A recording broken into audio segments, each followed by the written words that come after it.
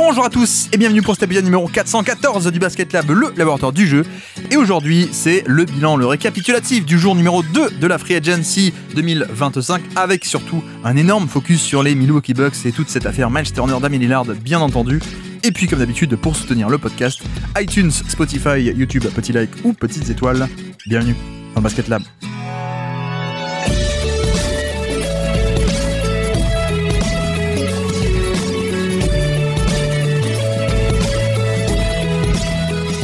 Jour numéro 2 de la Free Agency 2025, on se retrouve aujourd'hui, ce matin, pour débriefer la nuit et la soirée, mais sans doute que vous avez remarqué, la nuit a été calme pour le coup, la nuit a été assez calme en NBA, la nuit entre le 1er et le 2 juillet, nous sommes le 2 juillet, il n'y a eu que Duncan Robinson qui est tombé cette nuit, signature à Détroit, on en parlera évidemment, mais la soirée avant ça, soirée heure française, a été la fin de journée du 1er juillet, a été assez mouvementée, et donc allons-y directement, sans plus tarder. Les Milwaukee Bucks, que se passe-t-il chez les Milwaukee Bucks? Alors, je vous fais un peu la chronologie, comme ça on aura les éléments en place, on peut décortiquer petit à petit. Premièrement, sorti de nulle part, nous avons Miles Turner qui est annoncé, Shams nous annonce que Miles Turner quitte les Indiana Pacers, il était free agent et il va signer chez les Milwaukee Bucks. Et là, c'est surprenant sous plein d'égards. Déjà parce que, en faisant un peu les Pacers, c'est vrai que les Pacers, on avait un peu dit hier, je crois, qu'en effet, la blessure de Haliburton a tout changé.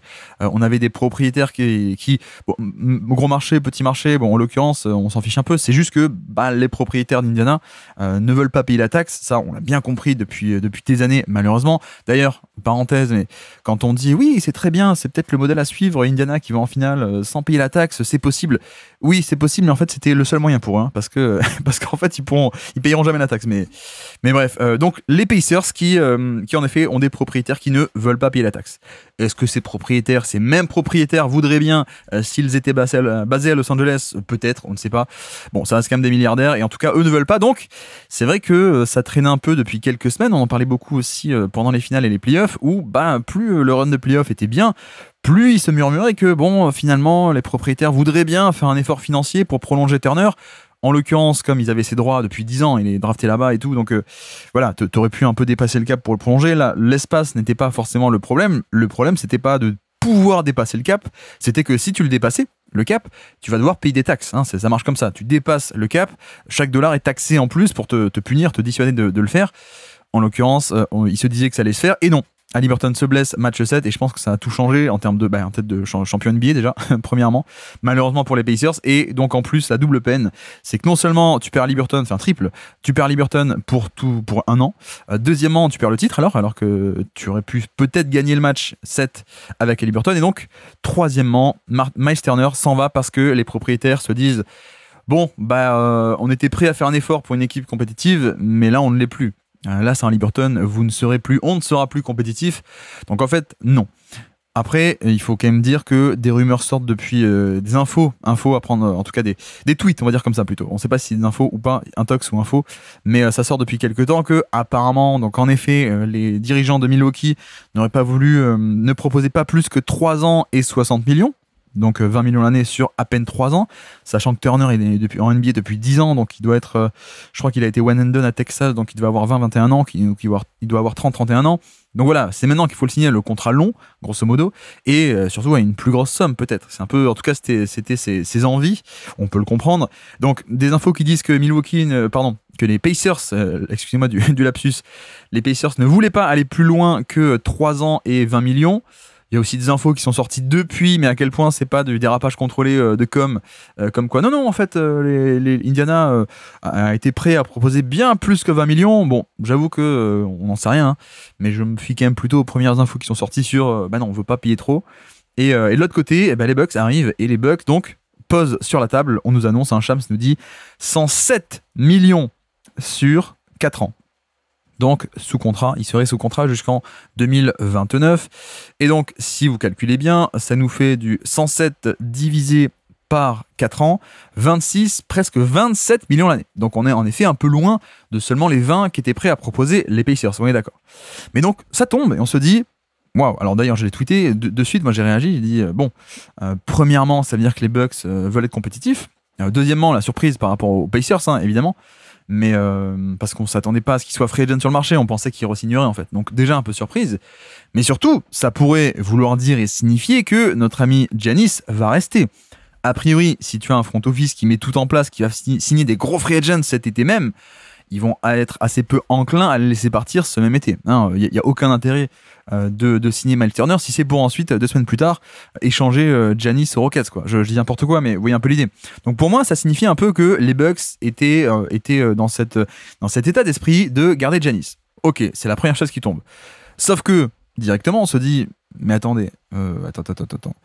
Les Bucks, on en a parlé hier d'ailleurs, les Bucks, après les signatures de Gary Trent Jr., le contrat minimum de Taurean Prince, ils avaient prolongé aussi avant le début de la free agency en interne, ils avaient prolongé fin juin Bobby Portis. On se dit, mais comment ils font? Parce qu'ils sont déjà, je reprends le graphique de hier, donc avant tous ces trades, ils étaient déjà à 167 millions de salaire. 167. Sachant qu'on l'avait expliqué, la luxury tax, elle est bien au-dessus, elle est à 180, donc ils payaient pas la taxe. C'était bien parce que Lillard est blessé, donc tu payes pas de taxe, d'accord? Ça, il s'était bien arrangé en faisant 2 ou 3 moves, d'accord? Mais si vous voulez, 167 millions, voilà, t'as peut-être une exception ou deux. Voilà, ils avaient la mid-level à 14 millions disponible, mais pas 27. Donc, en vérité, comparé à d'autres équipes d'élite, la masse salariale n'était pas si élevée que ça. 167, quand on prend Denver qui sont à plus de 200 ou des trucs comme ça, d'accord. Mais sauf que le cap est à 154. Donc 167, t'es déjà au-dessus. Donc là, on se disait, mais attends, ok, Turner, il va au Bucks, mais comment, en fait? Et là, je vais pas vous spoiler, je pense que vous l'avez vu venir, vous l'avez vu aussi. Mais donc, en effet, on a vu que Damian Lillard a été licencié, on peut le dire comme ça en français, je pense. Donc Lillard a été coupé. Et c'est vrai que c'est quand même la surprise du chef, pour le coup, puisque on a un Lillard qui, certes, était blessé pour la saison à venir, à cause du rupture du tendon d'Achille, d'accord, mais enfin, ça n'arrive quasiment jamais, ce genre de joueur, de ce calibre de joueur qui est coupé. On a vu Ayton, qui était déjà très surprenant, qu'un mec à 35 millions soit coupé. Mais bon, on peut dire, ok, équipe de jeunes, et le mec est un peu plus vieux, un peu plus pas très bon. En plus, on a appris que d'un point de vue comportement, c'était pas ça aussi. Ayton, il était en retard aux entraînements, il était en retard au vol pour aller à droite à gauche, etc. Bon, ok.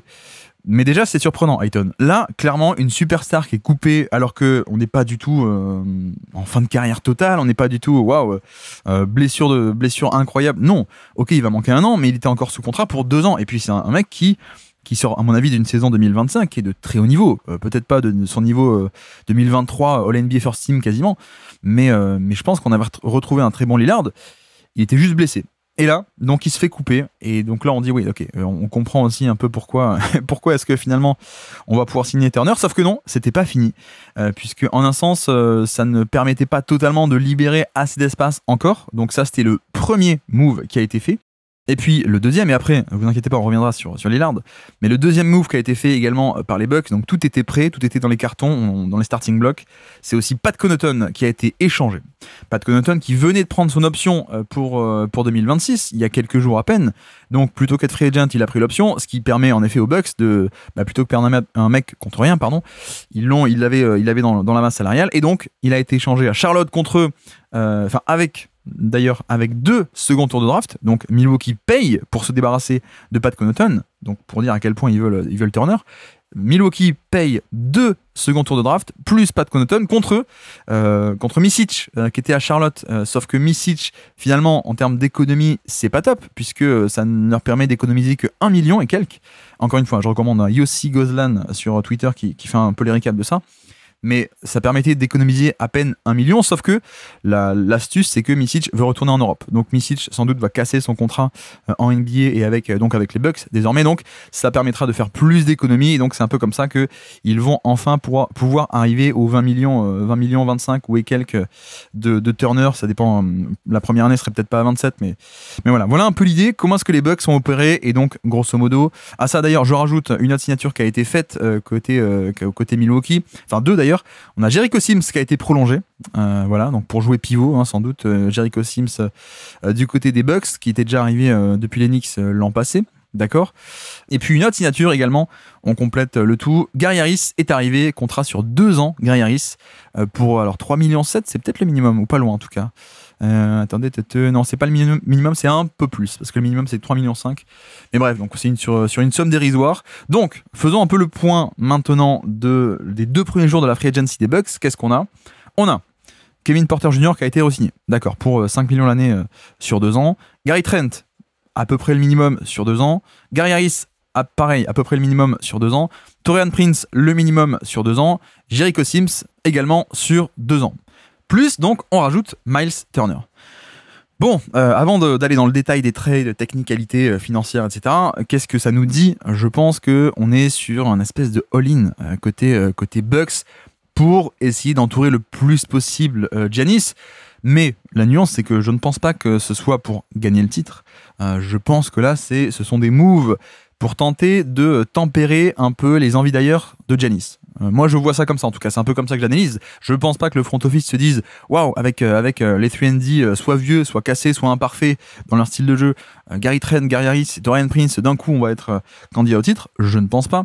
Mais l'idée, c'est peut-être de dire bon, avec ces mecs-là, des vétérans qui savent un peu jouer, avec Miles Turner qu'on va recruter, on peut au moins arriver à tempérer les envies de départ de Giannis, au moins pour cette saison, puis l'été prochain, puisqu'en plus on n'a plus Lillard, on aura peut-être un peu plus de cap, etc., et grosso modo recontinuer à se renforcer, et d'ici peut-être un an, peut-être qu'on se retrouvera en juillet 2026 avec un effectif des Bucks encore amélioré. Mais voilà, c'est un peu... Je soupçonne un peu les Bucks de faire ça, surtout donc de déployer des grands moyens, couper Lillard carrément, et puis Pat Connaughton qui a été viré aussi pour que Turner arrive. Tout ça est fait pour Giannis, à mon avis. Et surtout que, rajoutons, c'est vrai que Giannis, les premières rumeurs sont apparues à peu près au niveau de la loterie, on va dire. D'autant plus que, alors peut-être un peu avant, mais la loterie a aussi continué d'alimenter ce genre de rumeurs par rapport à un départ de Giannis. Alors peut-être que ça remonte carrément à la blessure de Lillard, cela dit, si je me rappelle bien. Puisque Lillard étant blessé, on se dit, c'est maintenant qu'il faut l'échanger. Peut-être il a 3 ans de contrat, Giannis, peut-être que lui va vouloir partir, etc. La loterie, on a des équipes compétentes, puisque maintenant Adam Silver a décidé que la draft, on n'allait plus donner les meilleurs joueurs aux moins bonnes équipes. Non, on va les donner à des équipes compétentes. Et donc voilà, on avait grosso modo les Spurs par exemple qui étaient en position avec le 2e pick de faire une belle offre aux Bucks. On avait aussi Dallas éventuellement, le first pick. Bon, ça peut paraître cher, mais franchement, un first pick pour Giannis, qui est un joueur all-time, qui est encore un top 2, top 3 NBA de 30 ans, sous contrat, moi je pense que je l'aurais peut-être fait, mais bref, ceci est une autre histoire. Mais grosso modo, voilà, on a eu ces rumeurs à ce moment-là tiens, pourquoi pas partir, etc. Pourquoi pas un trade de Giannis. Des rumeurs qui avaient été calmées un peu au mois de juin, puisque lui-même avait semblé un peu sortir du bois en disant non, mais moi je suis très bien à Milwaukee. Alors il a pas dit explicitement comme ça, je me souviens plus, mais c'était des tweets ou c'était des... justement, venons-en en fait, c'est là que je veux aller. Grosso modo, il s'en était un peu pris à Shams Charania. Je crois que le tweet exact, c'était quelqu'un d'autre. Est-ce que Wojnarowski manque à d'autres ou c'est que moi ou un truc comme ça. Pourquoi ? Parce que justement, Shams, lui, il n'a pas bougé depuis le début. Shams, c'était un peu le premier à dire pourquoi pas Giannis qui voudrait partir. Donc les rumeurs. Giannis qui dit non, mais en fait c'est pas vrai. Un peu en sous-texte. Sauf que Shams, il n'a pas bougé d'un iota depuis. Shams continue un peu à alimenter depuis le mois de juin. Alors peut-être que c'est pour ESPN et faire du clic, je ne sais pas. Mais peut-être aussi que Shams, il a des vraies infos et que Giannis, ça le dérange que ça sorte ou quoi que ce soit. En tout cas, Shams, il reste un peu sur cette ligne éditoriale, ou en tout cas d'infos plutôt, pardon, de dire non, c'est pas fait quoi. C'est apparemment Giannis, c'est toujours sur la table. Des équipes n'ont pas encore fait trop de moves parce qu'elles attendraient de voir si éventuellement il peut devenir disponible ou si en effet ils peuvent le mettre sur le marché ou l'échanger pour de vrai, etc. Donc je pense que, mine de rien, Giannis a beau dire non, mais moi je veux pas partir, je pense quand même que c'est quelqu'un qui a besoin de preuves, en tout cas, et qui aimerait bien être rassuré. C'est peut-être comme ça que réfléchit Milwaukee. Souvenez-vous, puisque là encore, Giannis dit que non, il veut surtout pas quitter les Bucks, il est loyal aux Bucks, etc. C'est quand même le même Giannis qui, il y a 2 ans, a fait une sortie médiatique publique, et lui, c'est lui qui l'a dit, cette fois-ci, c'était pas des rumeurs, qui disait je suis un Buck, mais je suis quand même surtout quelqu'un qui veut gagner. Donc voilà, on a compris le message, et derrière ils ont fait Damian Lillard contre Joe Holiday. Et donc quand tu as ta star et ta pierre angulaire du projet qui éventuellement pourrait vouloir partir, c'est vrai qu'il vaut mieux la rassurer. Et En effet, lions ça également à hier, on a eu le départ de Brook Lopez qui était depuis 6 ans maintenant, 6 ans, 6 saisons. Lopez était le partenaire parfait de Giannis, quand on le répète à chaque fois, mais la différence intrinsèque entre Giannis 18 et 19, entre juste All-NBA et MVP, c'est peut-être aussi une recontextualisation de coaching, de très bon coaching de Budenholzer, mais aussi le fait qu'il jouait à côté d'un pivot qui espaçait le terrain, de Brook Lopez. L'arrivée de Lopez à l'été 2018 pour la saison 2019, ça a aussi permis de re-optimiser complètement Giannis. Donc il y avait ça, plus la défense également. On a déjà beaucoup parlé de cette défense des Bucks sur le Basket Lab. Vous tapez sur les épisodes, vous trouverez un peu ceci si ça vous intéresse. On passe 2 heures ou plus sur la défense des Bucks, mais grosso modo, il y a un peu ce truc de Giannis n'est jamais aussi bon que quand il est un peu le libéraux défensif. Grosso modo, le fameux rôle du low man, donc l'homme le plus bas sur le terrain qui rôde proche de la ligne de fond. Et pourquoi est-ce que ça s'est permis? Parce qu'il y a une ancre défensive qui s'appelle Brook Lopez, qui prenait les pivots, qui défendait en drop, et voilà, autour de cette ancre défensive, Giannis peut un peu rôder autour du panier. Et c'est comme ça qu'on avait aussi cette défense des Bucks qui a été pendant 4-5 ans extrêmement élite, clairement, je pense qu'on peut le dire, top 2, top 3 de NBA pendant 4-5 ans. Lopez est parti. Donc c'est vrai que on en revient à ça. Comment optimiser Giannis et comment vraiment le rendre le meilleur possible? Il faut quand même un pivot qui shoot, mais un pivot qui défend aussi. Et là, c'est vrai que de ce point de vue-là, la liste de candidats est quand même très réduite. Il n'y a quand même pas tant que ça de joueurs, de pivots en NBA aujourd'hui capables de faire les deux. Ce qu'à l'époque, on pouvait appeler les licornes de NBA, c'est-à-dire les grands qui savent shooter et défendre. Le terme est apparu comme ça. Porzingis, Turner, à l'époque, Towns, on pensait qu'il pourrait l'être aussi. Il sortait d'une bonne saison défensive à Kentucky. Mais clairement, c'est quoi la liste aujourd'hui? Il y a Lopez, il y a Miles Turner, peut-être Porzingis, mais Porzingis lui-même n'est pas une ancre défensive à Boston. Il était plutôt... on essayait de le libérer off-ball, justement aussi, donc un peu pareil. Peut-être Jaren Jackson, mais Jaren Jackson, ça coûte très, très, très, très cher. On a vu, c'est un contrat max. Donc, c'était pas atteignable pour nos amis des Bucks. Donc, finalement, la liste était très courte. La liste des remplaçants pour Brook Lopez. Donc, c'est là-dessus où je pense que les Bucks se sont un peu, non pas affolés, mais ils sont allés direct parce que cet élément est absolument vital pour optimiser le plus possible et le mieux possible Giannis. Donc, on part là-dessus. Le problème, c'est quoi? C'est que tu fais ce move pour rassurer Giannis, pour renforcer l'équipe et pour dire, tiens, regarde, il est sous contrat pendant encore 4 ans, toi, t'es encore sous contrat pour 3 ans, on t'a remplacé Lopez par une version un peu moins défensive, mais plus jeune, donc c'est quand même cool. Et puis, t'inquiète pas, là on fait ce qu'on peut avec ce qu'on a, c'est-à-dire 3-4 signatures de free agency en contrat minimum, des 3&D role players, mais l'an prochain on va s'améliorer, on va faire des trades, etc. On a encore Kuzma qu'on peut échanger, on a encore Portis qu'on peut échanger, plus le cap space éventuellement sur l'été prochain. Voilà, rassure-toi Giannis. Sauf que, ironiquement, les Bucks ont fait ceci pour calmer un peu Giannis, sauf que le fait de couper Lillard, en fait, ça l'a pas calmé. Ça fait un peu l'effet inverse. Donc c'est là où c'est un peu le serpent qui se mord la queue, parce que tu fais des moves un peu osés, un peu risqués, donc couper Lillard pour renforcer l'équipe pour Giannis, sauf que Giannis, il voit que tu coupes Lillard, et on a vu qu'il a réagi, il a dit waouh, qu'est-ce qui se passe, quoi. Et d'autres rumeurs aussi, d'autres sources disent on est un peu étonné, quoi. Et Giannis est un peu étonné et il est pas très content. Donc finalement, à quel point l'opération n'est pas un peu contre-productive, je ne sais pas. Et en fait, la question se pose toujours, je pense. La question se pose toujours. À mon avis, c'est pas catastrophique parce que même si tu signes Miles Turner et que Giannis s'en va et que t'as plus de Giannis, c'est pas grave parce que tu pourras l'échanger Turner 4 ans à 27 millions l'année. À mon avis, il y aura plein d'équipes intéressées. Pour des profils comme Giannis ou comme Zion, c'est une nécessité d'avoir un pivot qui shoot et qui défend à côté, mais plus généralement, un pivot qui shoot et qui défend, ça peut aller partout. Donc voilà, je pense que même dans le scénario catastrophe où Giannis s'en va, où Giannis est échangé, ce qui n'est même pas sûr d'arriver, c'est pas très grave de tout de même signer Turner. Donc voilà, en plus ça permet de récupérer des pics en plus ou des assets quand tu les changes. Si en effet tu repars sur un cycle de reconstruction. Rappelons aussi, je le rappelle, que malheureusement ils n'ont pas leur pic. Donc ça aussi, peut-être que ça fait partie de la prise de décision, c'est que ils ont fait un échange, un pick swap avec les Pelicans, et bon, maintenant le pick a été transféré à Atlanta, mais grosso modo le meilleur pick entre Milwaukee et entre la saison des Bucks et la saison des Pelicans, ce pick là va à Atlanta. Donc grosso modo, même si les Bucks se disaient oui, allez, ok, on échange Giannis, on va tanker, Bon, ben en l'occurrence, tu n'aurais pas du tout ton pick top 3 par exemple, après avoir tanké. Donc c'est un problème. C'est peut-être aussi pour ça que les mecs s'activent un peu pour être compétitifs. On a compris, hein, ils ne seront pas champions NBA, ils ne seront pas candidats au titre, je ne pense pas. Mais l'idée, c'est d'être le mieux possible, peut-être le mieux placé possible pour cette saison 2026, pour convaincre Giannis, etc., etc. Bref, donc ça, c'est pour Milwaukee. Côté Milwaukee, attardons-nous un peu sur Lillard, tout de même. Traitons un peu ce cas-là. Bon, Lillard, ce qui est pratique, c'est qu'il y a un insider qui s'appelle Chris Haynes, qui a fait un peu sa carrière, hein, qui a commencé, il était pas commentateur, mais bord-terrain sur TNT. Mais non, mais en fait, c'est le meilleur pote de Lillard, ou pas loin.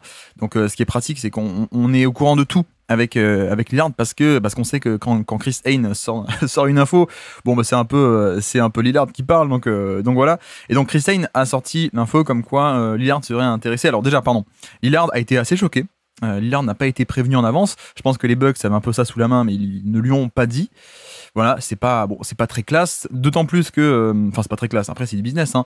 Mais je veux dire le move de couper une star de 32, 33 ans, je ne sais plus. Enfin, il est pas si vieux que ça, il est encore très fort.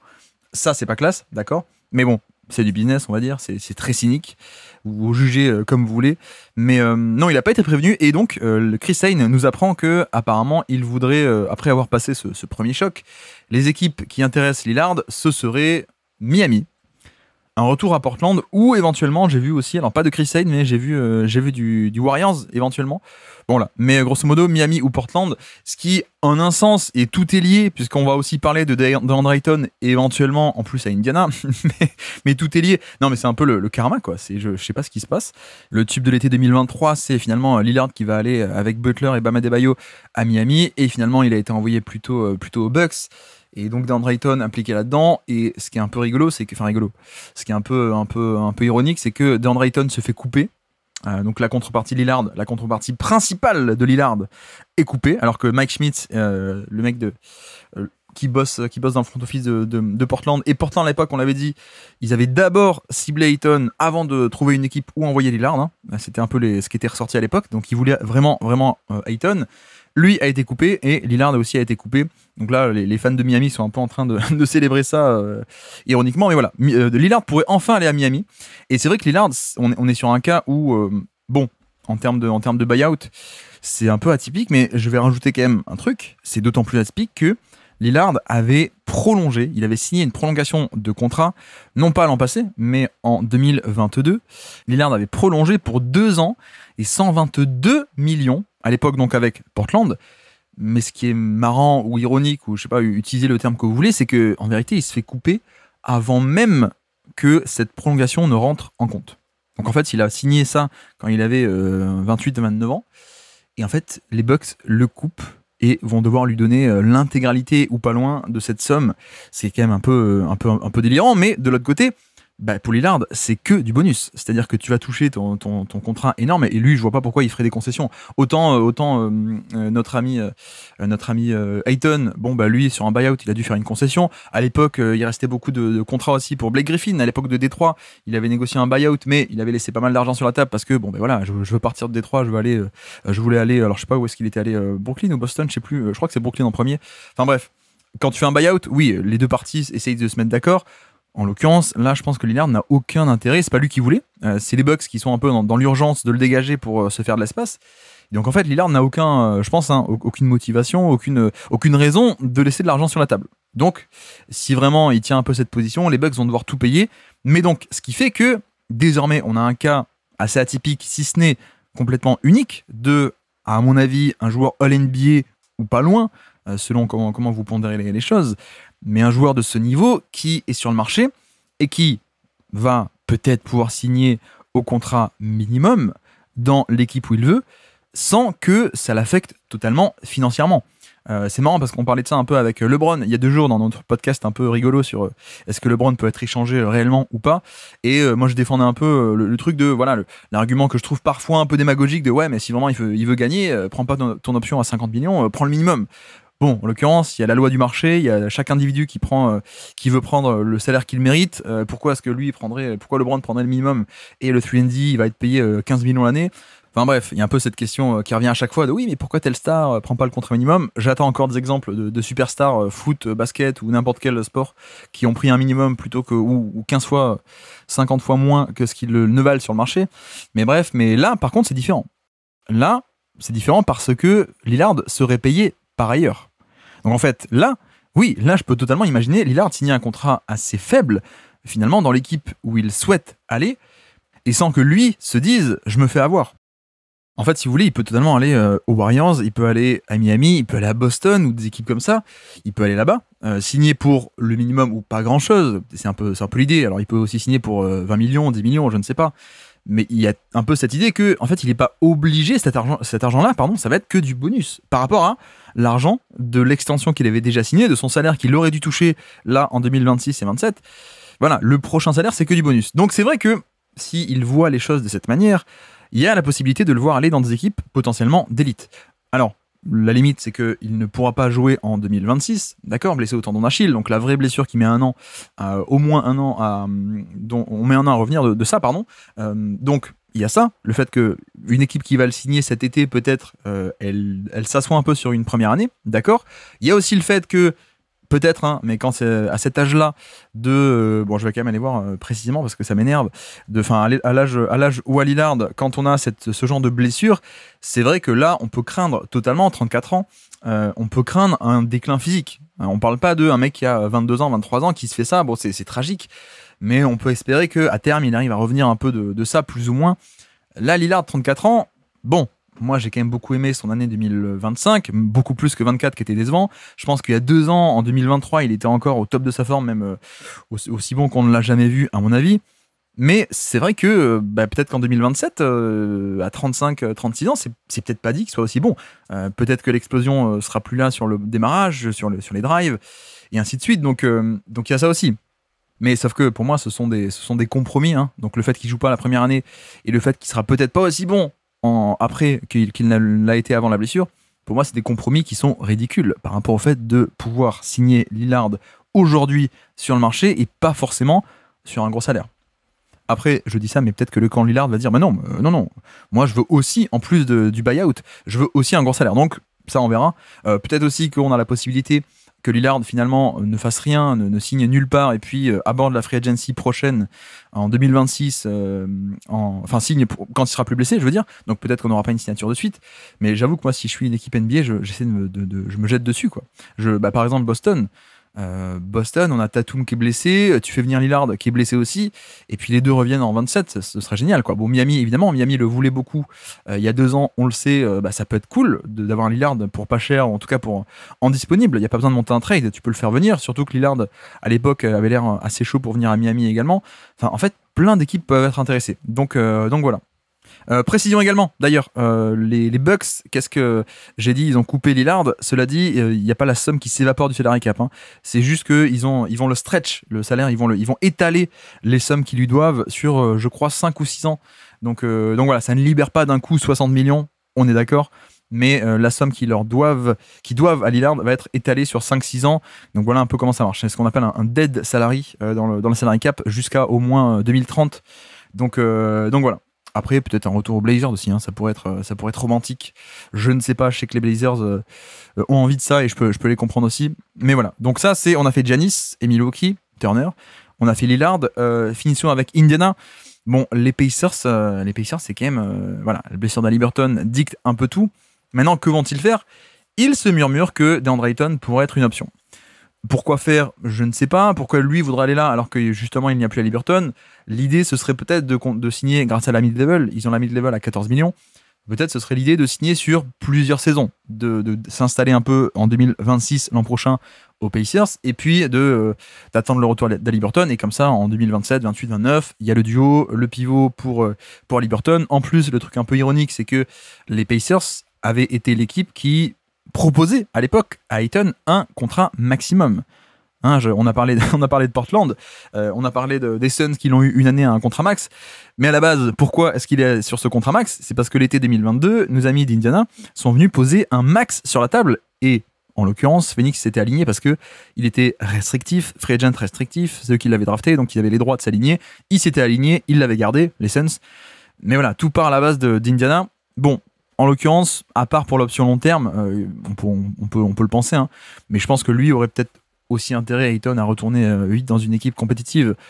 Juste par exemple un signé aux Lakers là pour être le joujou de Luka Doncic, ça me paraît mieux dans son référentiel à lui. Mais voilà, pourquoi pas Indiana, ou sinon juste rester avec des pivots, quoi, avec leur pivot en interne qui était blessé l'an passé. Je pense à Isaiah Jackson qui était blessé l'an passé, d'ailleurs rupture du tendon d'Achille lui aussi. Pourquoi pas donc essayer de développer ça. Je crois qu'il y a Jarrett Walker aussi qui va revenir, bon qui est pas un pivot mais secteur intérieur. Bon, et puis de toute façon, l'année est un peu à oublier. Donc, je pense qu'une année comme ça, une année un peu blanche au milieu d'un cycle de compétences, c'est peut-être l'année où il faut un peu tester des trucs.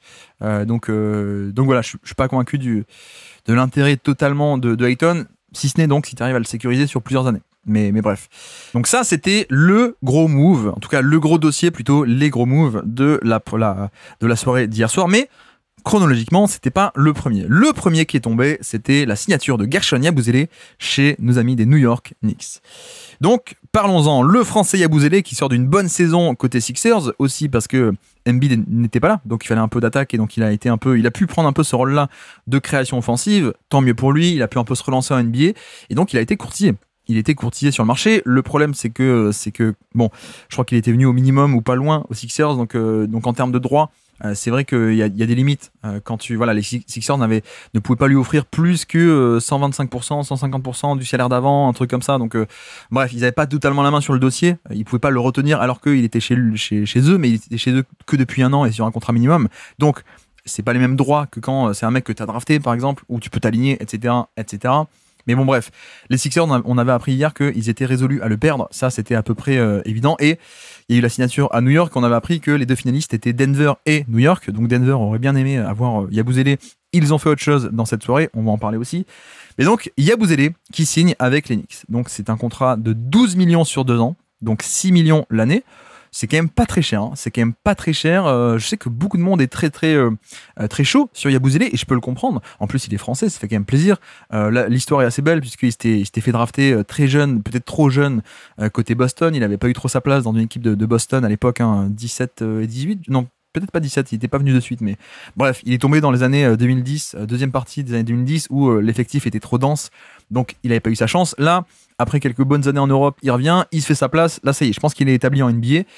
Et de l'autre côté, il faut quand même dire que ça reste un joueur qui, malgré la bonne saison, c'est une bonne saison dans une équipe des Sixers qui, on l'a dit, était un peu dépeuplée. Donc, il y a ça, plus aussi le compromis défensif. C'est quelqu'un qui, défensivement, n'est quand même pas, je pense pas, viable à un très très haut niveau sur genre 40 minutes par match. Donc si vous vous demandez un peu pourquoi est-ce qu'il ne signe que pour une aussi petite somme, c'est pour ça. Je pense que c'est parce qu'on a quand même affaire à un joueur qui est plus un joueur de rotation dans des équipes d'élite que un vrai titulaire pour l'instant en tout cas.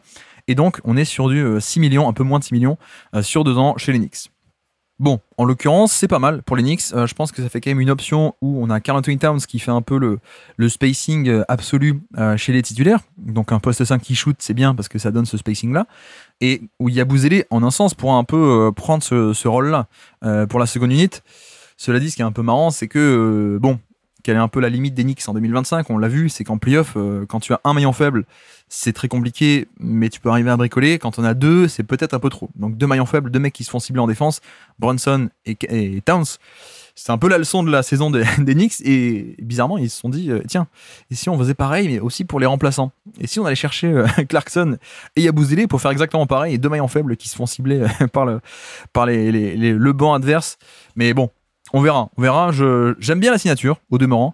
Je trouve ça un peu dommage que les Sixers l'ait perdu. Mais je pense pas qu'il faille s'attendre, comme dit, à un énorme minutage. Je pense que ça va être un très très bon ajout pour les Knicks sur le banc. Ça fait de la profondeur. C'est vrai que ça manquait un peu de profondeur côté Knicks. Alors, c'est pas que Thibodeau qui aime bien faire jouer ses joueurs à 45 minutes. Il y a aussi le fait qu'il n'y avait pas non plus des tonnes de très bons joueurs en sortie de banc. Donc, ça en rajoute un. C'est bien, pour le coup. Pour dire aussi, ils l'ont signé avec ce qu'on appelle la taxpayer mid-level. C'est-à-dire que la non-taxpayer, les équipes qui ne payent pas la taxe elles sont bien vues par la NBA, donc elles ont droit à une enveloppe de 14 millions. Les équipes qui payent la taxe, elles ont quand même cette enveloppe, mais une enveloppe beaucoup plus faible. Je crois que c'est autour de, justement, 5 ou 6 millions pour les taxpayers mid-level. Donc voilà, c'est ça qu'ils ont donné à Yabusele. J'explique, parce que c'est vrai que pas mal de monde se dit, mais attendez, comment est-ce qu'ils font pour signer un free agent alors qu'ils avaient déjà une masse salariale qui était explosée? Voilà, c'est parce que toutes les équipes ont un peu ce genre d'enveloppe, soit la mid-level, soit la taxpayer mid-level. Il y a aussi la fameuse biannual exception, donc une exception littéralement de 5 millions tous les 2 ans. Tu as un peu cette enveloppe. Voilà, c'est un peu comme ça qu'on autorise des équipes de type Knicks qui étaient déjà à quasiment 200 millions de masse salariale. Elles peuvent se renforcer, même si techniquement elles n'ont pas de cap space. C'est un peu comme ça. Donc les Knicks qui payent Yabusele 5 ou 6 millions grâce à ça. Et c'est vrai que d'un point de vue financier, ils sont désormais à 204 millions de masse salariale après cette signature, et ils se sont hard capés pour le second apron. Donc ils ne sont pas encore dans le second apron, mais ils sont hard capés, ils ne pourront pas y entrer. Et il y a cette limite où toute la saison, tu t'engages à ne pas pouvoir y entrer. C'est pour ça que on avait un peu développé avec Antoine l'été dernier. L'été dernier, quand ils font 4, le trade de 4, en fait, ils font aussi un sign and trade via aussi Shake Milton. Ils font un peu des micmacs niveau salaire pour éviter d'être hard capé, pour éviter d'avoir cette limite de hard cap, ce qui leur a permis ensuite de faire Mikal Bridges, alors que sans les micmacs de juillet, il n'aurait pas pu avoir, plutôt l'inverse, sans les micmacs de Mikal Bridges en juillet, il n'aurait pas pu avoir le trade de 4 ensuite en septembre. Donc voilà, là, ça y est, là, ils sont hard cap pour le second apron. Donc c'est quand même à garder en tête, je pense. Tiens, puisqu'on en parlait, Yabusele était un des finalistes, enfin plutôt Denver était un finaliste pour Yabusele. Finalement, il ne va pas à Denver, et donc Denver a dégainé une autre carte, qui est la carte d'un trade cette fois-ci. Ils n'ont pas de free agency, et le trade, c'est Dario Saric échangé contre Jonas Valanciunas. Bon, on va un peu décortiquer tout ça. Valanciunas, souvenons-nous, il était free agent l'an passé, en 2024. Il avait signé un gros contrat, non pas dans une bonne équipe, mais à Washington, ce qui était un peu le move classique. Quand tu es un free agent, tu vas signer un gros contrat chez une équipe nulle, non pas parce que tu veux être dans l'équipe nulle, mais parce que c'est les seuls à te proposer un gros contrat, et puis ensuite tu te fais échanger avec ce gros contrat ailleurs, ce qu'on appelle dans le jargon une George Hill, qui avait fait ça à l'époque, signer un gros contrat aux Kings, mais en fait il voulait pas être aux Kings, il a été de suite échangé aux Cavs, il a fait finale NBA cette même année avec les Cavaliers. Voilà, c'est un move assez classique, et donc Valanciunas s'était retrouvé l'an passé aux Kings. Bon, c'est quand même pas bien meilleur que les Wizards, mais donc il a fait une demi-saison aux Kings. Les Kings, on va en parler aussi, mais c'est pas très clair leur situation. Mais bref, Denver également, qui avait signé l'an passé Saric pour être un peu un backup poste 5. Il jouait comme ça depuis 2-3 ans, Saric. Backup poste 5 notamment à Phoenix. Sauf que dans les faits, c'est vrai qu'il n'a pas du tout été utilisé par Mike Malone, et d'ailleurs pas non plus par Adelman, mais Adelman c'était les playoffs, donc c'est une autre histoire. Mais voilà, il n'a pas du tout été utilisé. Même Mike Malone lui préférait encore l'an passé DeAndre Jordan, pour le coup. Donc c'est pour dire. Et on a aussi affaire avec Saric, quelqu'un qui était 5 millions l'année, je crois. Donc ça devait être une mid-level ou une exception ou un truc comme ça. Mais c'était pas un minimum, quoi. Saric n'était pas du tout au minimum. Il était là pour être un joueur de rotation. Il ne l'a pas été. Aussi parce que physiquement, il vieillit très vite à cause des blessures, il peut pas trop bouger, donc ok, il y a le shoot, il y a le pick and pop, mais c'est quand même très compliqué au demeurant en dehors de ça. Donc, échanger contre Valanciunas. J'avoue que je suis un peu partagé. Je suis un peu partagé sur Valanciunas qui, pardon, je l'ai même pas encore dit, mais donc Valanciunas qui n'est pas payé au minimum non plus, puisqu'il avait signé Wizards pour combien, je vais vous le dire, si j'arrive à le retrouver. Voilà, il a encore 2 années restantes à 10 millions. Donc, c'est pas non plus un petit prix, pour le coup. C'est 10 millions, c'est pas mal. Mais bref, moi j'étais un peu partagé parce que d'un côté, j'ai jamais été fan de Valanciunas dans le jeu moderne, on va dire, et encore moins dans un rôle de titulaire. Bon, il a certains apports qui sont intéressants, mais on l'avait bien expliqué, la saison Pelicans où il est pivot titulaire de cette bonne équipe, défensivement, on fait avec lui, mais on organise la défense malgré lui, quoi. C'est-à-dire, lui, on le fait monter sur les pick and roll pour le protéger, et derrière, c'est aux mecs qui sont derrière à compenser, à gérer le surnombre qu'a créé le Valanciunas qui monte sur l'écran, etc. En attaque, on lui donne la balle entre les mains pour faire des jeux de main à main, mais parce que c'est le seul moyen de créer du spacing, parce que s'il a pas la balle entre les mains, il handicape le spacing en étant sous le panier, donc c'est un peu gênant, il a pas de shoot, le post-up est pas hyper intéressant, quand même, on peut le dire, la défense en général est pas hyper intéressante. Bref, donc je suis pas très fan. J'avoue que je suis pas très fan de Valanciunas de base, et encore moins quand ça fait quand même 4-5 ans qu'il est titulaire de bonnes équipes, et ça m'embête un peu. Là, je dois dire que peut-être qu'il faut que je revoie un peu à la baisse mes critiques, parce que c'est pour un rôle de backup pivot. Bon, ce qu'on peut dire aussi, c'est que DeAndre Jordan, a priori, ça y est, c'est fini. Hein, je pense. Ou alors il va rester pour le vestiaire, mais sportivement, c'est un peu fini. Je dois dire que le fait que ce soit sur un rôle de backup, ça change un peu parce que, premièrement, je pense qu'il va être très bon et très satisfaisant en SR. Vraiment, je pense qu'on est sur quelqu'un qui, en SR, va faire de bons minutages, de bonnes sorties, de bons matchs, voire même parfois, quand Jokic ne jouera pas, Valanciunas va pouvoir faire des sorties à 25 minutes par match, 28, 30, et puis tout le monde sera content. Donc, pour la SR, il n'y a pas de problème. Moi, je pense qu'il n'y a pas de problème. Ce qui m'inquiète un peu, entre guillemets, c'est plus pour les playoffs où tu as échangé un pivot ou un intérieur, Saric, qui n'était pas viable en défense, et en playoff, tout court, pas viable tout court, contre finalement un autre qui ne l'est pas beaucoup plus. Je ne suis pas convaincu que Valanciunas, lui, puisse être sur le terrain, ou en tout cas apporter des minutes de qualité de bien plus grande qualité que Saric ne pouvait le faire l'an passé. Donc en un sens, oui, pour la SR, c'est bien. Et toute la saison, vous allez voir, les fans de Denver, ils vont dire non mais c'est cool, hein, excellente addition, excellent ajout à Valanciunas. Voilà, moi je m'attends à ce que les fans de Denver disent ça toute l'année. Et je pense qu'ils auront raison. Oui, en SR, ça va être bien. Par contre, playoff, point d'interrogation. Cela dit, pour apporter tout de même des nuances à mon propre propos, en playoff, finalement, Jokic va jouer beaucoup. C'est aussi pour ça que, personnellement, on va essayer de le faire cet été, mais j'en parle assez souvent, mais je voudrais faire un podcast dessus. Mais finalement, les pivots backup ou meneurs backup, il n'y a pas trop d'intérêt à les payer cher. Mais pourquoi ? Parce que en playoff, le minutage de Jokic va forcément augmenter. Donc en fait, tu passes aussi sur une problématique où tu as juste besoin de 5-6 minutes, peut-être 10 maximum, où Jokic n'est pas sur le terrain. Donc c'est pas comme si tu attendais un rôle un peu plus majeur, un peu plus genre 15-20 minutes, 25 minutes de rotation. Non, en playoff, a priori, ce sera Jokic qui va augmenter son temps de jeu, parce que c'est comme ça en playoff, tu as besoin de gagner, il y a moins de rotation, la rotation se resserre. Donc finalement, déjà, le côté pas viable en défense ou pas hyper intéressant en playoff, c'est sur un minutage beaucoup plus petit, premièrement. Mais deuxièmement, pour apporter, non pas pour diminuer le malus, mais pour apporter un vrai bonus cette fois-ci, je pense que ça peut être une excellente signature en cas de série de playoffs contre les Houston Rockets. Parce que autant je suis prêt à taper sur Valanciunas parce qu'il est pas très bon en défense, il est pas très bon en spacing, il est pas très bon en création de scoring pour lui, poste bas ou balle en main, le passing est pas génial, d'accord. Il y a quand même un élément où il est, je trouve, peut-être pas élite, mais très très bon, c'est le rebond. Sur le rebond, on a vraiment affaire à un excellent joueur sur le rebond. Le rebond des deux côtés du terrain, d'ailleurs. Donc, c'est là où c'est intéressant. Et je pense que la signature, elle est pas, enfin, le move est fait pas du tout innocemment. Certes, c'est une possibilité, c'est une opportunité de marché de, tiens, Valanciunas est disponible à Sacramento, et c'est un bon pivot NBA, donc allez, on le prend pour backup. Mais plus que la qualité intrinsèque du joueur, on peut dire, il y a aussi un point de vue philosophique où il y a un nouveau favori à l'Ouest. Pas le favori, mais il y a un nouveau favori qui s'est détaché, c'est un peu Houston. Il y aura toujours OKC, bien évidemment, il y aura peut-être Denver eux-mêmes, mais c'est vrai que là, les Rockets, après l'intersaison qu'ils ont fait, on en a parlé hier, après l'intersaison qu'ils ont fait, je pense que les Rockets se positionnent comme un des 2 ou 3 favoris à l'Ouest. Or, les Rockets jouent beaucoup sur ce fameux jeu des possessions, et ils le font à travers le playmaking défensif, mais ils le font aussi à travers les rebonds.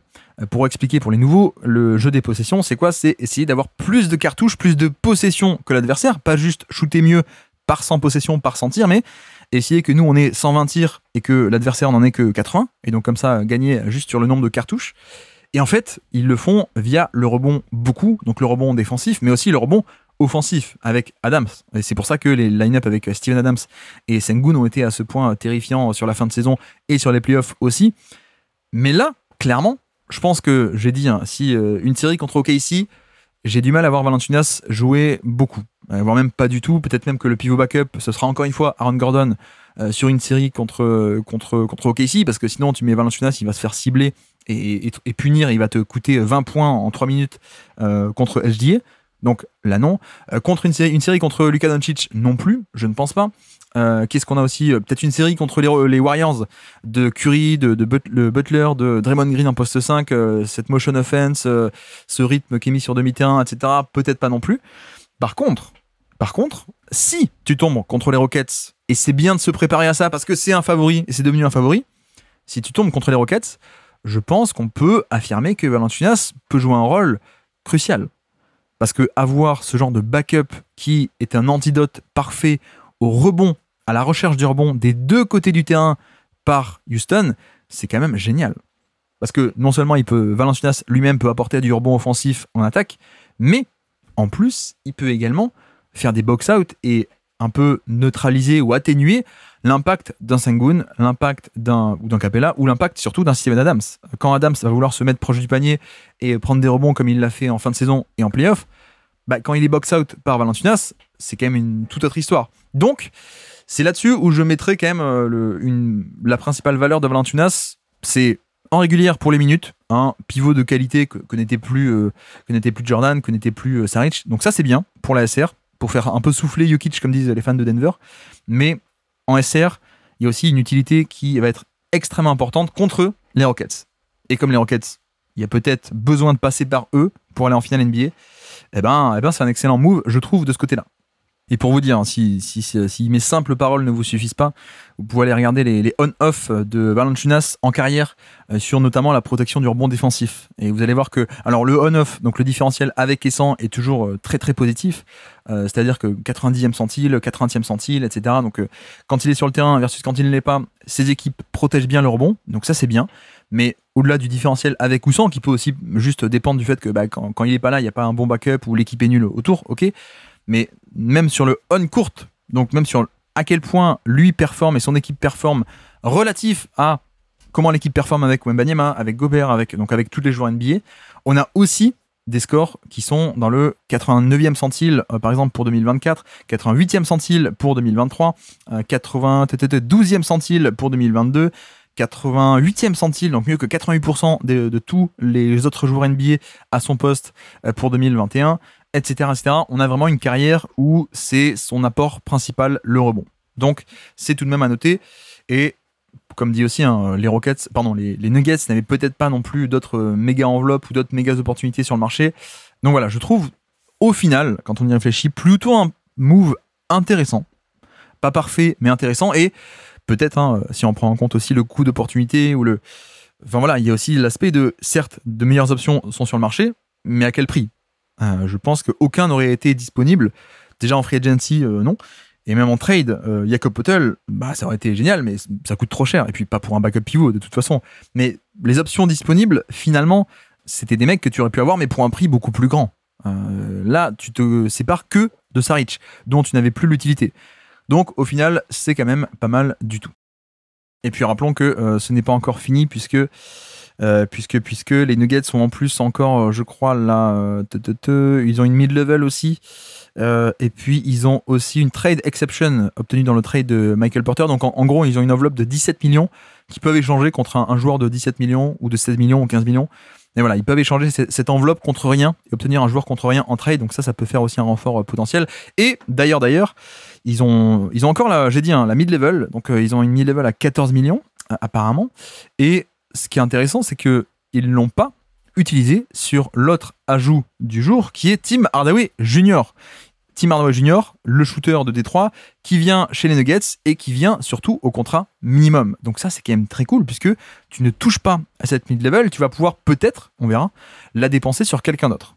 Pour l'instant, ils sont à 188 à peu près millions, je crois. Donc ils sont un peu au-dessus ils sont à peu près au niveau de la luxury tax, si je dis pas de bêtises. Mais ils ont encore donc ces deux atouts, la trade exception, la mid-level et tout de même donc Tim Hardaway, on peut en parler rapidement. Bonne signature sur le prix, c'est quand même génial. Ce qui était un peu dérangeant avec Tim Hardaway, c'était le contrat où il était sur un contrat signé il y a fort longtemps, à l'époque des Mavs et à l'époque de Détroit, il était sur 16 millions l'année, je crois, 16 ou 17 millions l'année. Bon, ça fait un peu cher pour le coup. En l'occurrence, là, pour un rôle mineur, contrat minimum, chez les Nuggets, oui, c'est un joueur gadget, mais ça qui coûte rien, donc c'est très bien. Et je pense que c'est cool parce que ça apporte encore un shooter en sortie d'écran. Défensivement, c'est compliqué, on est d'accord, mais c'est pas trop le but, quoi. Je pense que le but, c'est gagner un peu en profondeur. Cam Johnson et Tim Hardaway Jr., plus aussi Julian Strouder, qui est aussi dans ce truc un peu de shoot en sortie d'écran. Ça fait littéralement un joueur NBA, pas un très bon, pas un parfait, mais un vrai joueur NBA, je trouve, sur un minimum. Franchement, je trouve que l'été, pour l'instant, l'intersaison des Nuggets, elle est pas mal du tout, au final. Tiens, puisqu'on parlait un peu des Kings, maintenant expliquons ce côté-là. Pourquoi est-ce que les Kings ont fait ce move ? On peut se poser la question, mais attendez, vu que Valanciunas, ils sont eux-mêmes allés le chercher il n'y a même pas 6 mois, Il est quand même bien meilleur que Saric, et ça on sera tous d'accord. Mais alors pourquoi avoir fait ce move ? Eh bien ils l'ont fait pour économiser de l'argent. Et pour l'utiliser par ailleurs, cet argent, c'est-à-dire que Valanciunas 10 millions, Saric à peine 5. Donc dans l'opération, ils font une économie de 5 millions qui leur permet de créer assez d'espace pour signer Dennis Schroeder. Qui n'était pas une info officielle hier. C'est pour ça que j'en ai pas parlé dans mon podcast d'hier. C'était pas officiel, c'était un peu... Ça allait se faire, mais ça y est, c'est un peu officiel désormais puisqu'ils ont enfin l'espace pour le faire grâce au move de Valanciunas et donc Schroeder qui vient signer à Sacramento pour 3 ans. 3 ans et combien ? 44 millions, donc une année à 14 millions, une année à quasiment 15 millions et une année à 15 millions et demi en 2028. Donc 3 ans, 44 millions pour Dennis Schroeder qui à mon avis va être le meneur, titulaire de cette équipe. On est d'accord, il est beaucoup moins fort que Fox, mais on peut retrouver quand même certaines similarités, donc à un niveau beaucoup plus bas, mais voilà, un peu le côté meneur très rapide, balle en main, slashing, transition aussi, il peut être pas mal là-dessus. Et cela dit, ça pose tout de même la question de qu'est-ce qu'on fait, quoi. Quel est le projet, puisqu'il se murmurait que ça pourrait être la grande braderie côté Kings. Je crois que c'est Zach Lowe qui en parlait en mode il serait pas surpris d'un trade de Sabonis, d'un trade de DeRozan, d'un trade de Zach LaVine qui pourtant vient d'arriver. Là, en l'occurrence, la signature semble vouloir dire non, on veut être compétitif. Parce que si tu veux tanker, tu fais pas ça. Si tu veux tanker, tu signes pas du tout de vétérans, tu te débarrasses de tout le monde. Et puis c'est la fête au deuxième tour de draft et aux mecs non draftés. Et c'est comme ça que tu tankes. Là, non. Là, pour moi, cette signature vient peut-être un peu valider le fait que les Kings vont de nouveau viser la 10e place cette année à l'Ouest. Donc tant mieux pour eux, puisque c'est du business. Ça rapporte de l'argent, qu'il y ait des gens dans la salle quand tu es 10e de conférence plutôt que 14 ou 15. Donc tant mieux. Et puis un point sur la situation financière des Kings qui sont... Après ce move, après avoir réussi à signer Schroeder, ils sont désormais un peu en dessous de la luxury tax. Donc voilà, l'effectif coûte pas non plus cher à ce point. Mais ils ont utilisé la mid-level sur Schroeder, justement. Une fois qu'ils se sont séparés de Valanciunas, ça a débloqué la mid-level qu'ils ont pu utiliser sur Schroeder. Donc ça, c'est fait. Et pour dire aussi, Schroeder a été échangé. En fait, c'est un sign and trade. Et notamment, il a été échangé contre quoi ? Contre eux ? Contre la trade exception de Kevin Huerter. Voilà, exactement cette idée qu'on expliquait il y a quelques minutes, c'est-à-dire Huerter qui était parti à Chicago et qui avait généré une exception de 16 millions 8 dans l'affaire. Donc cette enveloppe a été envoyée du côté des Pistons et Schroeder qui signe un trade à Sacramento. Donc voilà, d'ailleurs je ne sais pas, ça n'a pas l'air d'être tombé encore, mais je crois que les Kings étaient aussi sur Westbrook. Donc peut-être qu'ils vont faire un peu les deux d'un coup, les deux en même temps pour Westbrook associé à Schroeder. Un peu des souvenirs de l'époque OKC où c'était l'inverse, c'était Westbrook le titulaire et Schroeder le 6e homme. 6e homme où il a été ou pas, je sais plus s'il avait été, mais en tout cas il était dans la course au 6e homme. Mais voilà, à suivre côté Kings, en tout cas la suite du marché. Sinon, les Lakers ont enfin fait un gros move et c'est... Non, je plaisante. Les Lakers n'ont toujours rien fait à part Jack LaRavia. 2-3 news pour finir, je crois qu'on arrive un peu au bout de la journée. Ah si, tout de même, puisqu'on parlait de Détroit, suivons un peu ce fil-là, c'est Duncan Robinson qui arrive. Lui aussi en sign and trade d'ailleurs, depuis Miami. Mais Duncan Robinson qui vient pour à peu près 14 millions l'année. On est sur un 48 millions pour 3 ans. Donc ça fait du 14 l'année à peu près, ce qui est un peu moins que ce qu'il touchait. C'est-à-dire qu'il avait une player option, je crois, à 20 millions et quelques. Mais sauf que, voilà, il a 31 ans déjà. Donc plutôt que prendre les 20 millions et d'arriver à 32 ans sur le marché l'an prochain, il a refusé les 20 millions et comme ça, il signe pour plus longtemps. Côté Détroit, ça a été un peu l'opération. Je pense que Miami... On l'explique depuis hier, mais Miami est peut-être aussi en recherche de cap space pour 2026. C'est un peu leur objectif, c'est la free agency 2026, en espérant qu'il y aura des joueurs, en effet, et que tout le monde ne re-signe pas en interne, comme cette année, ça s'est passé. Mais ils ont peut-être aussi laissé partir Duncan Robinson pour ça, pour ne pas s'encomber le salary cap. Ils veulent vraiment avoir un maximum d'espace disponible Miami l'an prochain. Bon, moi je trouve ça dommage parce que je l'aimais beaucoup, et donc on ne verra plus le duo avec Bam Adebayo qui marchait si bien. En tout cas, Robinson prend la direction de Détroit. Et je crois qu'on en parlait hier. Je me demande si j'ai pas à un moment donné hier parlé de Robinson à Détroit. Parce que Détroit avait signé quelqu'un d'autre, je ne sais plus qui. D'ailleurs, attendez, je vais quand même le retrouver. Ah oui, Caris LeVert. Caris LeVert qui signe pour la mid-level 14 millions hier, à Détroit. Et on disait, bon, c'est bien Caris LeVert, mais c'est un porteur de balle, quoi. Ça ne remplace pas forcément notre ami Malik Beasley qui était en négociation pour prolonger, mais il y a une affaire qui lui est tombée dessus là. Enfin, plus qu'une affaire apparemment, mais une affaire de Paris notamment. Donc ça, c'est en stand-by. Et en fait, juste Duncan Robinson lui prend sa place, quoi. Donc l'argent, mais aussi le statut, les minutes et le rôle qui était destiné à Malik Beasley, et le rôle qu'il a eu l'an passé, finalement, c'est de Robinson qui vient, et qui d'ailleurs, Robinson peut faire beaucoup plus de choses. Ça, c'est aussi à noter.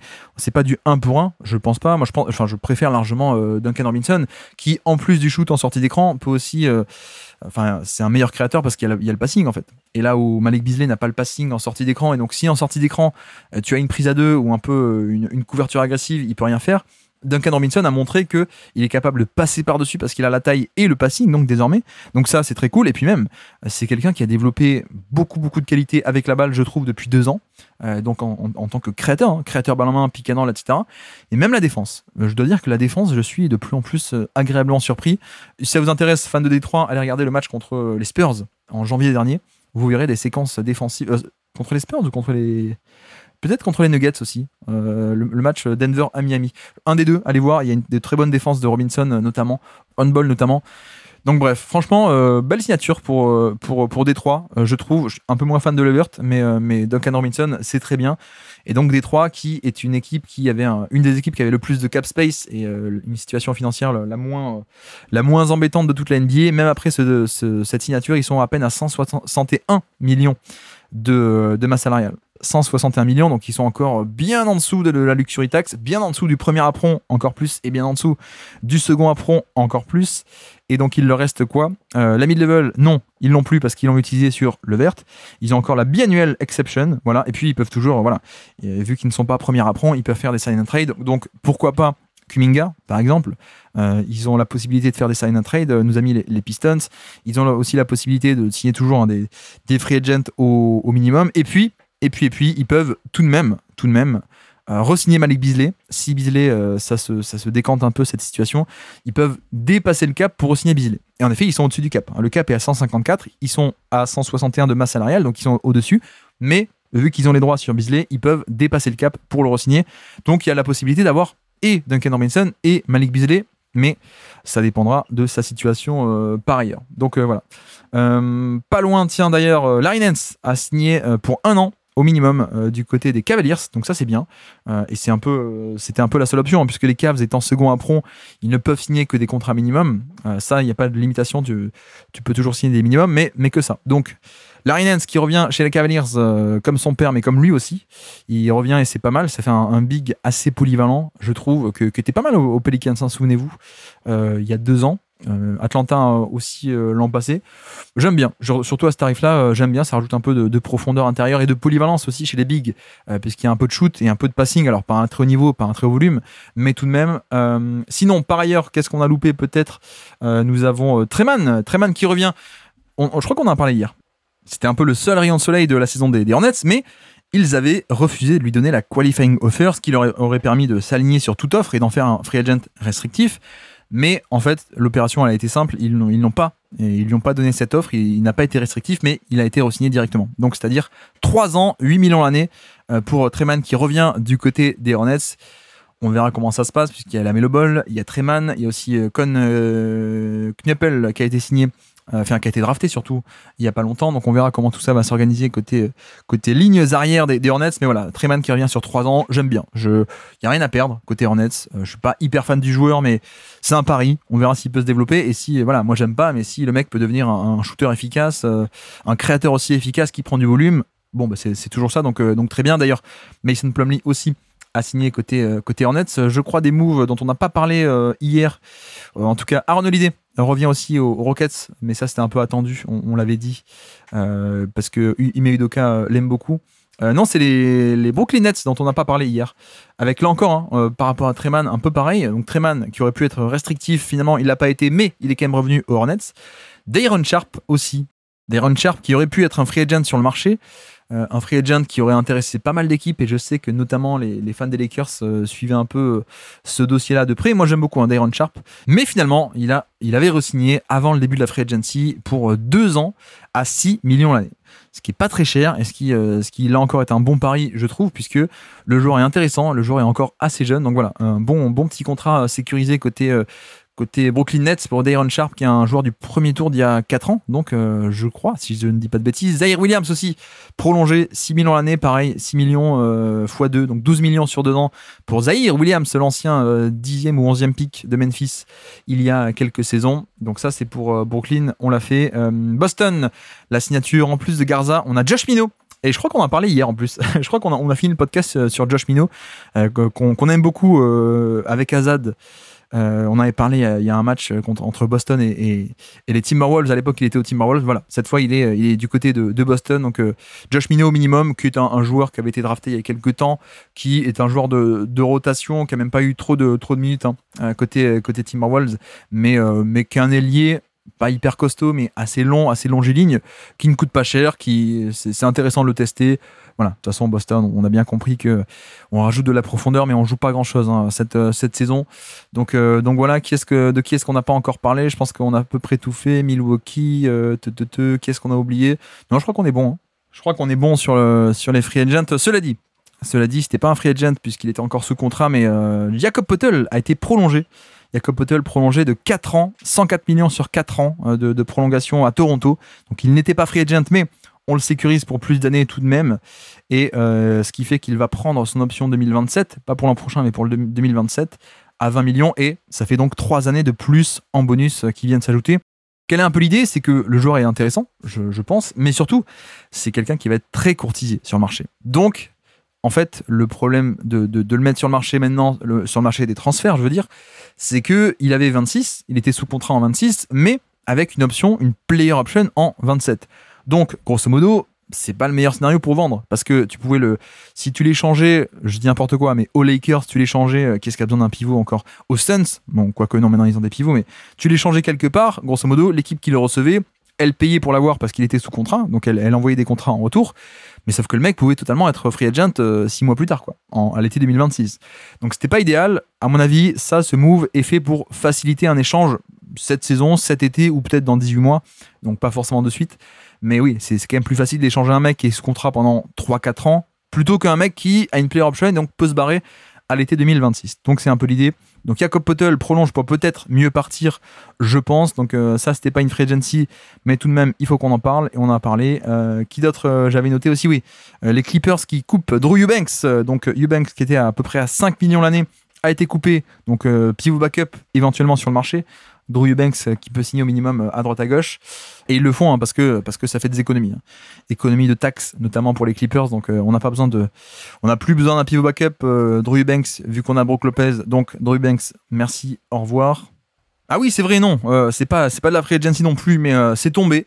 C'est tombé d'ailleurs le jour du Canada. Est-ce que c'est fait exprès ou pas? Je ne sais pas. Mais SGA a signé sa prolongation, son supermax.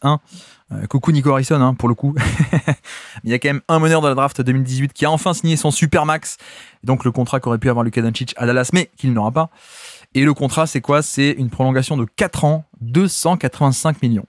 En salaire, c'est 63 millions en 2028, 68 millions en 2029, 73 millions, même 14 presque, en 2030 et 79 millions en 2031. Ce qu'il faut dire sur ce contrat, déjà, c'est que il est un peu plus bas qu'attendu. Donc, notamment, la barrière des 80 millions par saison n'est pas encore franchie, vous le voyez, puisque le salary cap va augmenter entre 26 et 27, ou entre 25 et 26. Non, 26 et 27. Entre 26 et 27, il va augmenter que de 8% et pas de 10%. Donc, la masse salariale autorisée va augmenter seulement de 8% grâce au nouveau contrat TV et pas de 10% comme on aurait pu penser. Ça, c'est une question d'accord. C'est un accord entre le syndicat des joueurs et les propriétaires. C'est aussi pour éviter que quand le cap augmente trop d'un coup, en fait, ça peut libérer des masses salariales énormes. Notamment, les Warriors, ils ont pu signer Kevin Durant alors qu'ils avaient déjà une équipe, souvenez-vous, l'équipe à 73 victoires. Ils peuvent quand même signer Kevin Durant. Pourquoi? Parce qu'il y a une augmentation du cap qui avait été énorme à cause du nouveau contrat TV. Bon, ils font plus cette erreur. Maintenant, ils essayent de lisser l'augmentation le plus possible du nouveau contrat TV et donc de la masse salariale. Donc voilà, SGA, bon, il est quand même pas malheureux. Il n'est pas à 80 millions l'année, mais il est à 79 à peine. Mais ça va aller pour lui, je pense. Mais voilà, juste pour dire également à quel point le business se porte bien. J'ai fait un petit tweet là-dessus hier, c'est vrai. Mais beaucoup de monde parle beaucoup des audiences TV qui en effet sont en baisse, les audiences pour les matchs NBA. Cela dit, on le répète une énième fois, mais c'est peut-être pas le critère principal à à prendre en compte en fait pour l'intérêt de la NBA. C'est juste que en fait c'est pas que la NBA, hein, c'est pas il y a trop de 3 points en NBA, même si certains sont en droit de pas aimer les 3 points. Mais ce que je veux dire, c'est qu'en fait il y a tous les programmes TV dont les audiences baissent. C'est le média en soi qui baisse. Mais l'intérêt pour la NBA n'a jamais été aussi grand aujourd'hui qu'il y a 15 ans, alors qu'il y a 15 ans il y avait des meilleures audiences, mais aujourd'hui c'est quand même, je trouve, beaucoup plus grâce aux réseaux sociaux, où c'est les rois des réseaux sociaux, nos amis de la NBA. Les gens suivent la NBA aussi, pas forcément que en regardant les matchs. Bon, ça on peut le regretter, mais c'est vrai. Mais en tout cas, vous voyez à quel point le business se porte bien, quoi. Quand on a ce genre de contrat TV aussi, je pense que c'est pas pour rien. Si les mecs donnent ce genre d'argent, si les droits de TV partent aussi cher, c'est que c'est pas donné de bon cœur, hein, c'est du business. Donc le business se porte bien. Et pour dire, hein, c'était la stat un peu marrante, j'ai compté, il y a plus de 5000 joueurs qui ont joué en NBA dans l'histoire, 5000 joueurs. Il n'y en a que 27 qui, non pas sur un contrat, mais en carrière cumulée, 27 joueurs sur 5000 qui, en carrière, ont gagné plus que ce seul contrat de SGA. SGA a signé pour 285 millions, un contrat, donc une extension de 4 ans, 285. Il y a à peine 27 joueurs sur 5000 qui, dans l'histoire, ont des gains cumulés de carrière au-dessus de cette somme. Ça se porte pas mal le business. Et puis, autre fun fact aussi que j'avais pour mettre en perspective, il faut bien se rendre compte que c'est pas un truc qui date de 50, 60 ans, c'est pas une évolution linéaire sur 40 ou 50 ans, cette évolution du business et l'explosion de l'argent, du salary cap, etc. LeBron James à Miami, il passe 4 ans, entre 2010 et 2014, c'était il y a 15 ans, c'était pas il y a 50 ans, c'était il y a 15 ans, il a gagné en 4 ans 64 millions à Miami, à l'époque du Big 3. 64 millions, vous avez vu que là, 64 millions, c'est le plus bas salaire que SGA va toucher sur une année. Ce que LeBron touchait il y a 15 ans, c'était hier, hein, vraiment, j'insiste, mais c'était il n'y a pas longtemps, à Miami. C'est l'intégralité des 4 ans de LeBron, c'est une année de SGA sur ce nouveau contrat. Donc voilà, le business se porte quand même plutôt pas mal, je trouve. C'était le gros contrat du jour, SGA qui touche le premier Supermax de l'histoire. On verra comment Luka Doncic s'en sort l'été prochain en 2026. D'ailleurs, gros contrat aussi pour Jaren Jackson, on en a parlé, mais malheureusement, on a appris qu'après avoir signé le contrat, en tout cas, il est blessé. Il est blessé, il pourrait être absent plusieurs mois. C'est un peu embêtant. Et donc, finissons tout de même ce podcast par les joueurs encore disponibles. Donc, ça va périmer assez vite, mais tout de même. Malcolm Brogdon, toujours dispo. Brogdon à Washington. Est-ce qu'on va réussir à mettre en place un sign and trade pour que les Wizards s'en sortent avec un truc en retour? Je ne sais pas. Brogdon est là. Mo Wagner aussi. Et par là, toujours le backup d'Orlando, est-ce qu'il va revenir à Orlando ou pas? Chris Paul, attend, il prendra sa décision entre Phoenix et Los Angeles, apparemment. Al Horford aussi. Al Horford, on a parlé hier des Warriors, pourquoi pas aussi des Sixers, ça pourrait être intéressant. Aux Sixers, vu qu'il n'y a plus Yabusele, pourquoi pas un contrat minimum pour être avec les Sixers, je ne sais pas. Gary Payton, Trey Lyles, bon, Josh Giddey et Kuminga, c'est pas pareil, c'est des contrats rookies, mais à suivre comment tout ça pourrait se résoudre pour eux, pour le coup. D'ailleurs, je crois que côté Chicago, on a bien joué, puisque maintenant on a 2 jours de marché qui se sont passés, je crois que Brooklyn n'a plus assez d'argent. Enfin, grosso modo, il n'y a que Chicago qui peut offrir une telle somme à Giddey. Donc, Chicago a attendu, comme ça, il n'y a plus de concurrence sur le dossier. Et donc, Josh Giddey peut-être va devoir retourner et prolonger son contrat avec les Bulls. On verra ça. Bon, Malik Beasley toujours dispo.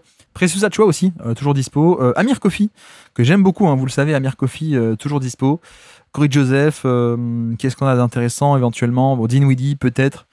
Eric Gordon d'ailleurs, qui a re-signé avec les Sixers, je ne l'ai pas dit, donc lui il est plus disponible. Et puis pareil, chez les agents restrictifs, les anciens rookies, oui c'est ça, Quentin Grimes, toujours pas réglé cette situation. Mais bref, voilà pour le récap de ce jour numéro 2 de la Free Agency 2025. Merci à tous d'avoir suivi cet épisode, j'espère que ça vous aura plu. Et donc voilà pour ce petit point du jour. Je dois dire que selon comment ça se passe, c'est pas nécessairement assuré que demain on fasse la même chose, puisque là ça se calme, hein, très simplement. Vous avez vu qu'en fin de podcast, quand on dit qui est encore disponible, alors à moins qu'on ait un trade de Giannis, qu'on ait un trade, enfin le trade de LeBron, ça serait marrant. Non mais à moins qu'on ait un gros trade ou un gros truc, je suis pas sûr. On verra. Peut-être qu'on fera ça demain. Mais là, Malcolm Brogdon, Marvin Bagley ou des mecs comme ça, je suis pas sûr que ça va tomber en masse dans la nuit. Donc peut-être qu'on va s'arrêter ici au niveau des récaps de Free Agency. Mais ce qui ne veut pas dire qu'on va s'arrêter, puisqu'il y a quand même plein d'autres choses à aborder. Il faut qu'on parle des Pelicans. C'est d'ailleurs la situation des Pelicans, c'est encore pire que ce qu'on aurait pu penser pour le coup. Mais on verra ça. On a plein d'autres podcasts et puis viendront aussi. S'il n'y a plus rien à dire sur l'intersaison, on passera en mode été. Les bilans 2025 cette fois-ci. La saga d'intersaison au mois d'août et puis en effet en septembre. Notre top 100 annuel, on verra ça, c'est le programme habituel de l'été. Mais voilà, on se retrouve quand, je ne sais pas, mais on se retrouve bientôt pour un podcast, ça à n'en pas douter. Ah oui, sinon, il y a aussi, effectivement, l'épisode 400. Alors, on est au 414, mais on avait enregistré un spécial 400 qu'on n'avait pas pu faire parce que niveau timing, ça tombait pendant les finales. Mais on a l'épisode spécial 400 qui devrait aussi tomber si on n'a plus rien, pas grand-chose. Voilà. Chaque fois, j'aime bien célébrer avec un épisode un peu spécial, donc ça pourrait tomber aussi bientôt d'ici quelques jours si l'actu se calme un peu. L'épisode spécial 400 qui arrivera au 417, c'est pas grave, mais c'est comme ça. Et donc, sur ce, je vous remercie une nouvelle fois de m'avoir écouté jusqu'au bout. Un grand merci pour votre soutien, et moi je vous dis à très bientôt. Ciao.